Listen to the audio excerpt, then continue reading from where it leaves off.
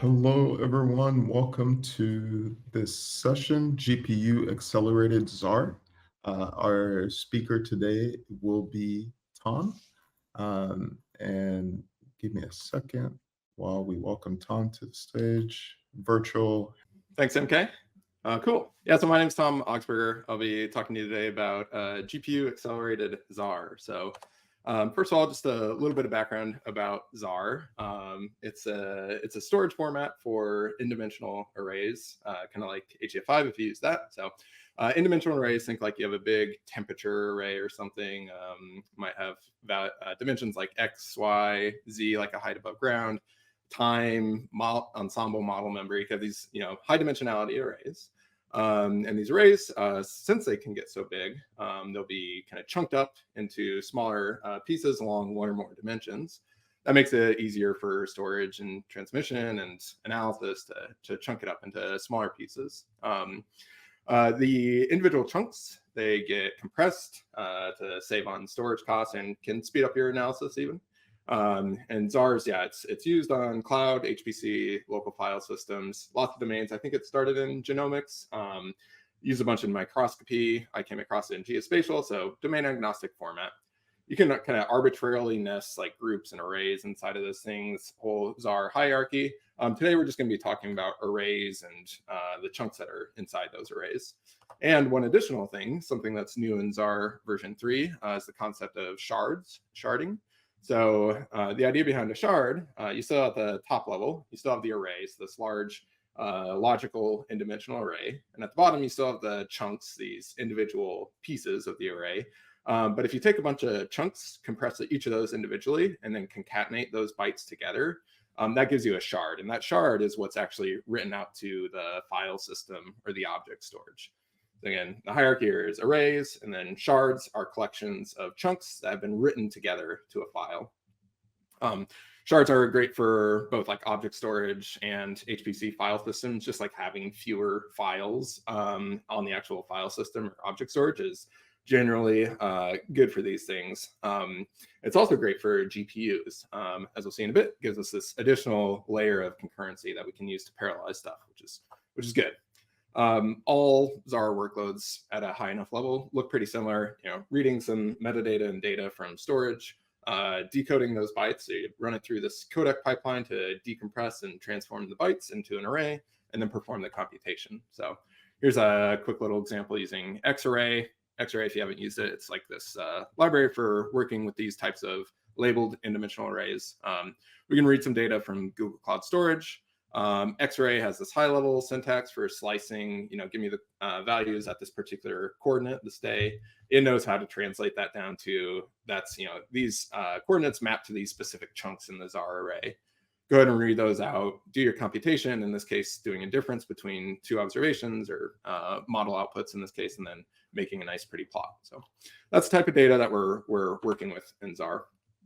zarr-python 3 has had this nice little feature to kind of natively use NVIDIA GPUs for its like arrays once you get data out of it. So you can with this one line change, you can open up an array, and then when you index into that array, whereas you typically get a NumPy in the array living in host memory using the CPU for operations, instead with this configuration, you'll get back a CuPy into your arrays that lives in GPU memory, and it uses CUDA kernels to do the computations. So that's relying on CuPy, this library that gives like a NumPy-like API, but on the GPU. Okay, a little bit more background about GPUs. For those who are maybe more on the Zarr side and are interested in GPUs, so they're massively parallel processors, right? They're extremely fast. Like I'm consistently surprised at how fast they can be for the right problems. Traditionally that's like rendering pixels for video games, right? AI and ML workloads. I'm on the Rapids team at NVIDIA, so we're working on like data science, data analysis type problems. It's like a lot of different types of problems can be accelerated with GPUs if you set things up properly. We'll be going into that in detail. GPUs typically, often, not always, but often have like separate pool of memory, like physically separate memory on the chip that is just for the GPU. This memory is relatively fast. Okay, so on an H100 GPU, you have like 3 terabytes per second from the GPU to the GPU cores.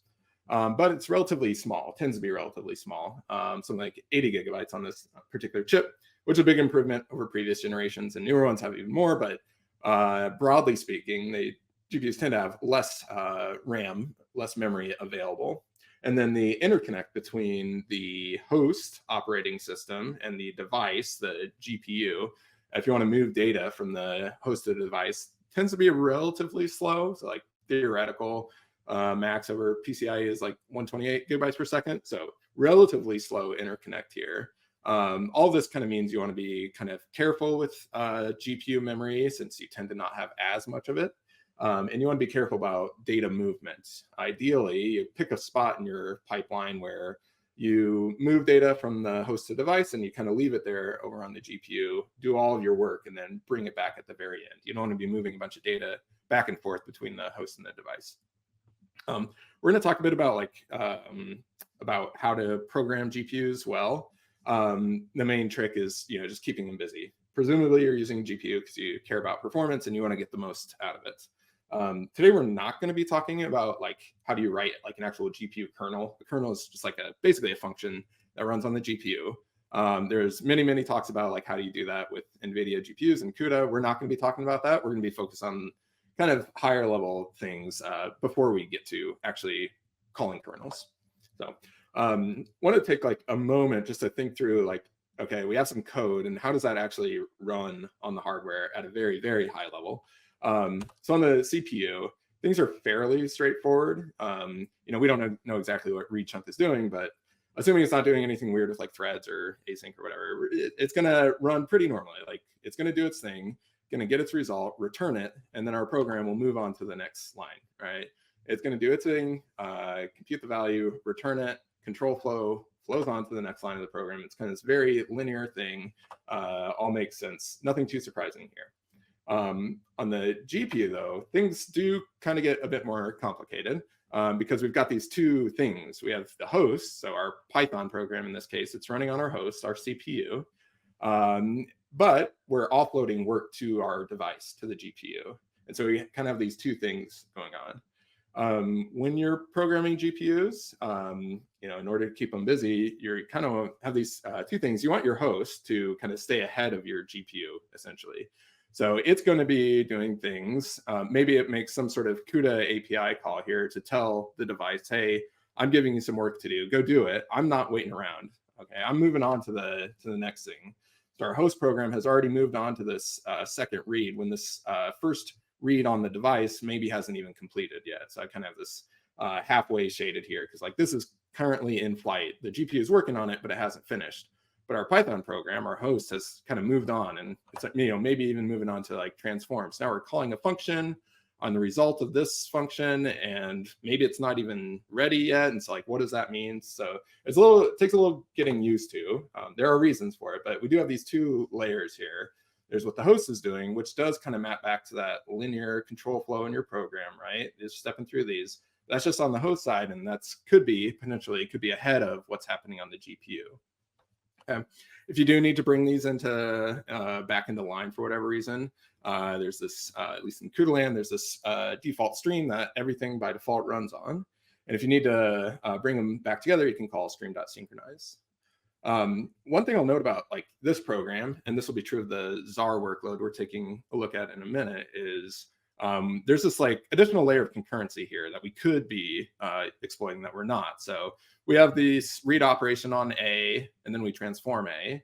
And then we have this read operation on B, and we transform B, but A and B don't interact. And so those could run at the same time or in any order. So in CUDA, we have this default stream, but you can also provide your own streams. And this is a way of expressing some additional concurrency that's available in your program and telling the GPU, hey, these things can run in any order, as long as the transform for A happens after the read for A, and likewise for B. So this is a way to tell the GPU, say, hey, there's this additional concurrency. You figure out, what order to run that on based on what resources you have available, what else is going on, things like that. So we're going to be using this in our Zarr workloads.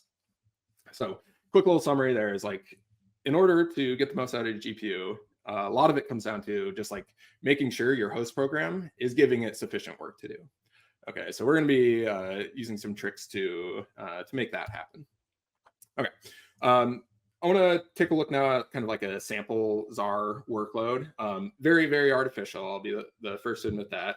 A couple things to point out. So we have an array here. So at the lowest level is a large logical India array. It's only 3 gigabytes or so. The workload we're going to be doing is operating just at the shard level. So we're parallelizing things at the shard level. That's kind of like the most data that we need in memory at once. So the absolute size here doesn't matter too much. What does matter though is that the shard here fits in memory. So we're going to be processing these one shard at a time. Basic workload is to read a shard, do all the decoding and stuff to interpret those bytes as an India array, and then do a bunch of matrix multiplications. So insert your own custom workload here, but the reading and decoding part will look the same. The last bit I want to mention is that we are using shards. So each shard, each file on disk is going to have a whole bunch of chunks in it. So in this case, 400. I didn't tune this at all. But yeah, the idea is that we have at least some chunks in a sufficient number that we can get some parallelization out of the decompression step. All the data is Z-standard decoded. And then we're going to do our workload here of loading data and a bunch of matrix multiplications on each shard. Quick little performance summary. We're going to be comparing a few implementations. These numbers here, I hesitated to even put them in here. Ignore these numbers. Also ignore like the relative, like the ratios here. I don't think they matter too much. Like at most, just care about the direction, rough direction of like which is faster than which. So comparing a few implementations here. First one's very basic, Zarr and NumPy implementation. So we're using Zarr just from a local file system to read the data.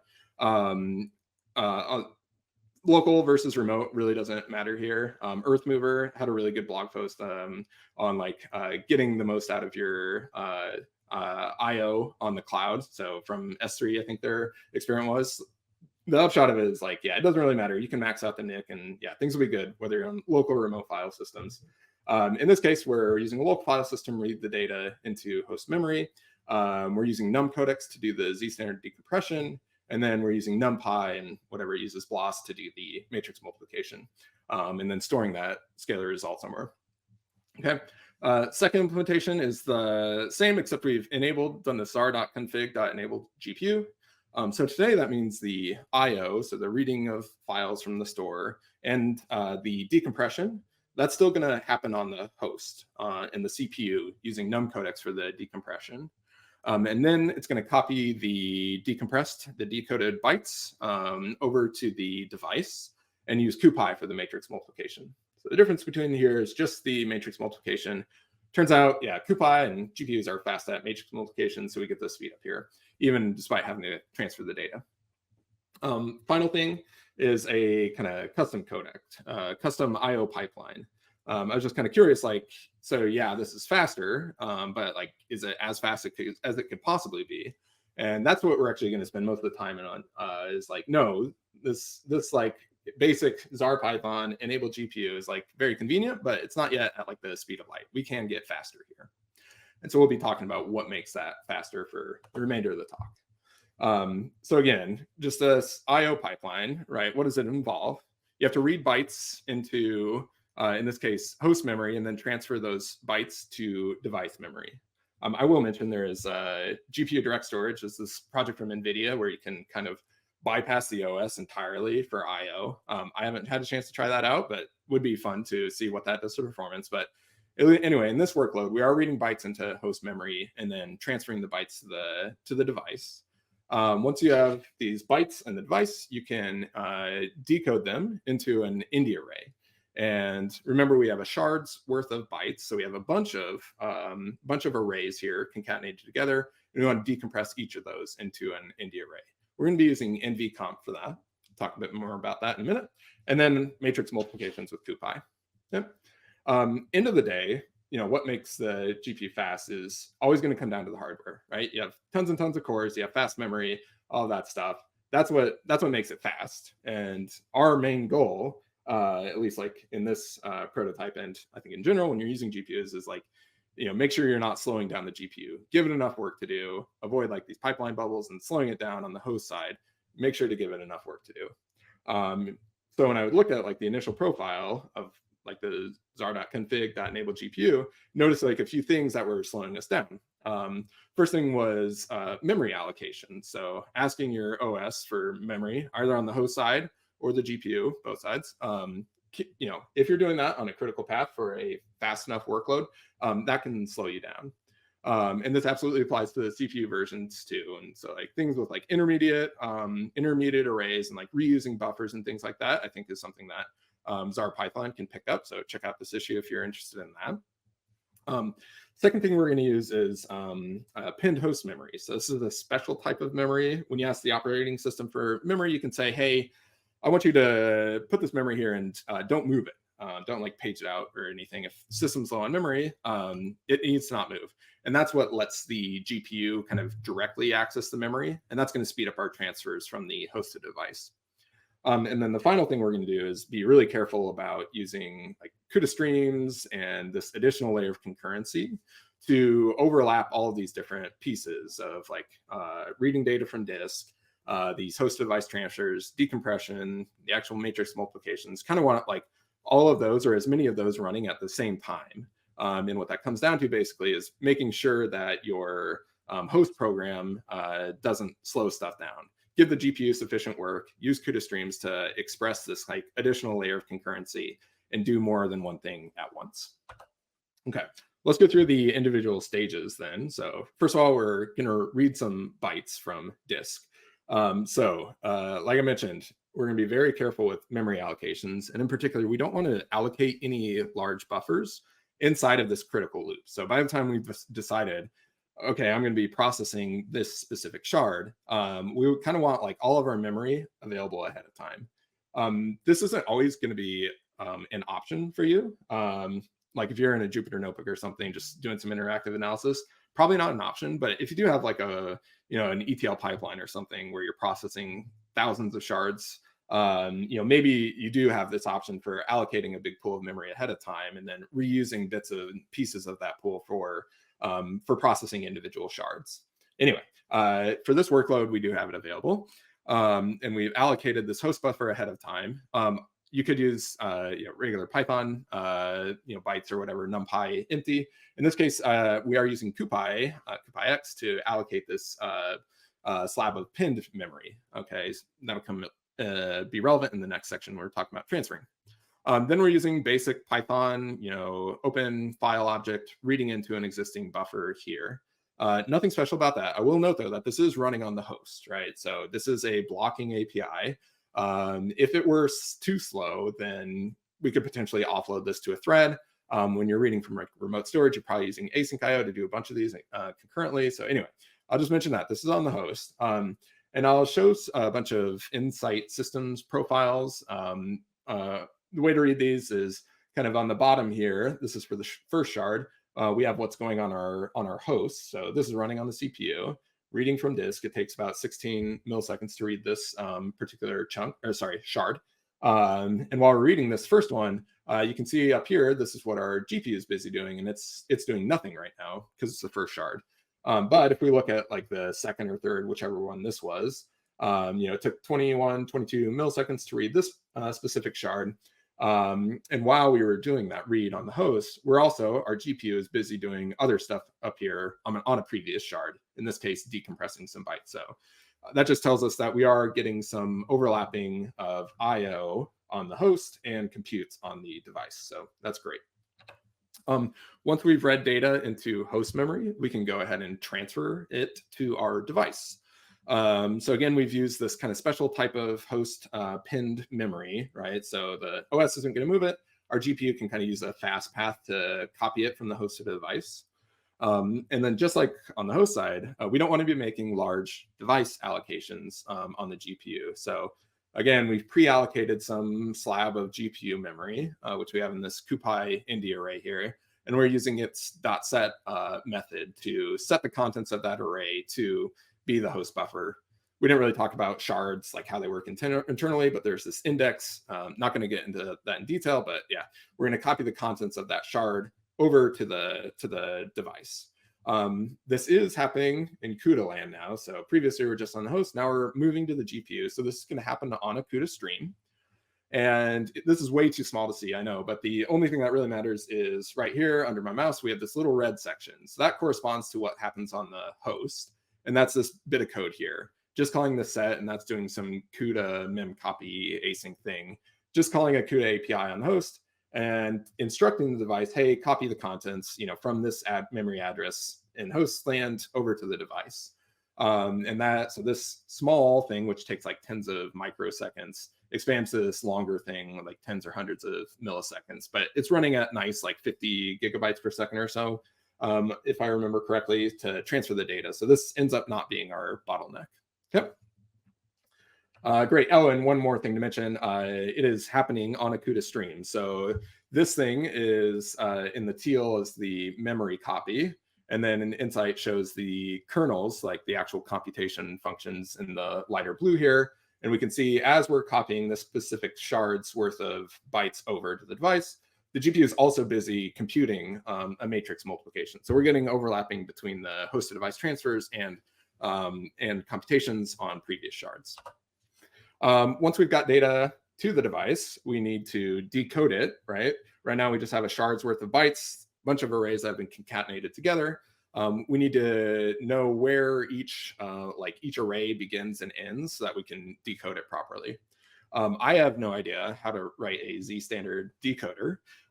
Fortunately, NVIDIA publishes NVComp library, which has a bunch of these in codecs, including Z standard.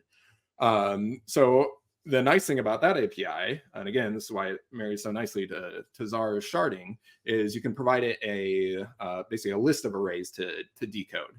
So we've got this contiguous chunk of memory, and we're going to use the shard index, which we, again, didn't have time to go into, but that just tells us where in this big stream of bytes, where each array begins and ends. And we can slice into the big array and get a bunch of smaller arrays that are just views on that original array. And then we can tell it, I want you to decode into this output buffer or these output buffers. Okay. Again, we're not making large allocations here. We can have this, again, another pre-allocated block of GPU memory to decode into. And the other thing I'll mention is, so NVComp has Python, C, and I think C++ APIs. I wrote this like very simple binding around the C API that gave like complete control over the memory allocations that wasn't quite available through the Python API. So we end up getting this like really nice non-blocking behavior where we can control exactly where we decode the bytes into. If you run into similar issues, definitely do get in touch and we can figure out a way to make it happen. But yeah, this is the type of stuff that like ends up working out really nicely because we have our read, our decode happening here. I forget how long the host side takes, not super long. It does a bit of setup and then does the decompression on each of those individual chunks, decompressing them into arrays on the device, and it does it super fast. This is a diagram from my colleague Akshay showing a bit about like how this works. If you think about like how do you decode like a single array in parallel with the GPU, I don't know how you do that. It sounds really challenging because it's just like stream of bytes. How do you chop it up? I have no idea. But when you have these bunch of smaller LZ4, or in this case, these standard streams, you're able to parallelize that at the chunk level, which is great. And then even inside of that, some stuff I don't understand about, it is able to do stuff at the thread block level. So you get lots and lots of parallelism. It runs really quickly. Last thing we're not really going to talk about, just the matrix multiplication. Again, we're using CuPy to do that here. We do a bunch of them, so it doesn't finish like instantly. But yeah, we get the matrix multiplication. I've shown like the warp occupancy. At this point, like if this is your bottleneck, you can start to dig into, okay, what is the kernel doing? And like how much of my GPU am I actually using? Give some more detail than just like a simple percentage, but we won't get into that. That's relatively less important here. So yeah, just to summarize, like we had those three implementations. We had the NumPy implementation, the Zarr and CuPy implementation, and then kind of this custom implementation to understand where the slowdown's at. And those came down to a few things. So memory allocations or one, kind of doing memory allocations inside of like a hot loop where you're processing a shard or a chunk can slow you down. You want to make sure you're using the right type of memory so that you get these kind of non-blocking transfers from your hosted device. And once you've gotten the data to the device, kind of leave it over there. So we were able to use NVComp for the decompression, get the data over, compressed data over to the GPU as fast as possible, and then do all of the work over there, including decompression. At least for this workload, and for many workloads, but for this Zarr workload, we did have this additional layer of concurrency. So we're able to process more than one stream at a time, and different streams are able to be at different spots using different subcomponents of the GPU and the host system. So we get this really nice concurrency across Zarr. So across shards. So these are generally true things that will help you whenever you're doing GPU data analysis type tasks. But I'm also hoping to bring these specific improvements to Zarr so that we can have the Zarr and CuPy pipeline be as fast as it can possibly be. If you want to see any of the code for this, it's all on my GitHub here at the CUDA Streams sample repository. Go ahead and check it out. If you're interested in this type of stuff, definitely do reach out to me. My email's here, or you can find me on GitHub or anywhere on the internet. Yeah, and thanks for listening. Appreciate it.